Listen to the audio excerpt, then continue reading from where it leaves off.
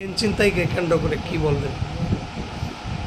আমাদের কাছে আজকে লিপিকা দেববর্মা নামে একজন মহিলা একটা কমপ্লেন করে যে গত 16/2/2025 ইংরেজি তারিখে উনি যখন ওনার বাড়িতে ছিলেন না, ওনার বাড়ি ইন্ডাস্ট্রি বাজার, তখন অপরিচিত দুজন দুষ্কৃতিকারী, দুজন চোর ওনার বাড়ি থেকে রাত্রেবেলা একটা স্বর্ণের চেন, যেটা আনুমানিক 18 গ্রাম হবে, ওটা চুরি করে নিয়ে যায়। তো সেই অনুসারে উনি ওই সময় বিভিন্ন পাড়া প্রতিবেশী জানিয়েছেন। তো সন্দেহজনকভাবে দুজন লোকের নাম উঠে আসে। পরবর্তী সময় পিএসকে খবর দেয়।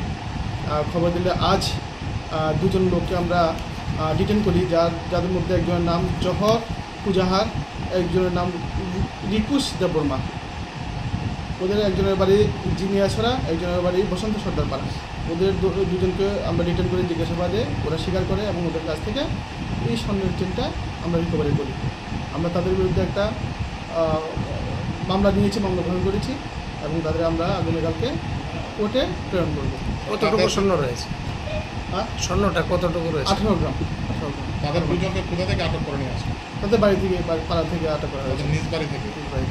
এখন তো মে মাস চলে, এতদিন পরে মানে অভিযোগটা করেছে, এটা উনি হয়তো কোনো কারণে জানাননি পিএসএ যে ছিলেন না উনি, বাড়িতেও ছিলেন না, ওনার অ্যাবসেন্সে এটা হয়েছে। পরবর্তীতে উনি যখন বাড়িতে আসেন তখন একটু মামলা করেন এবং খবর পেয়েছেন এই দুজন লোক হতে পারে।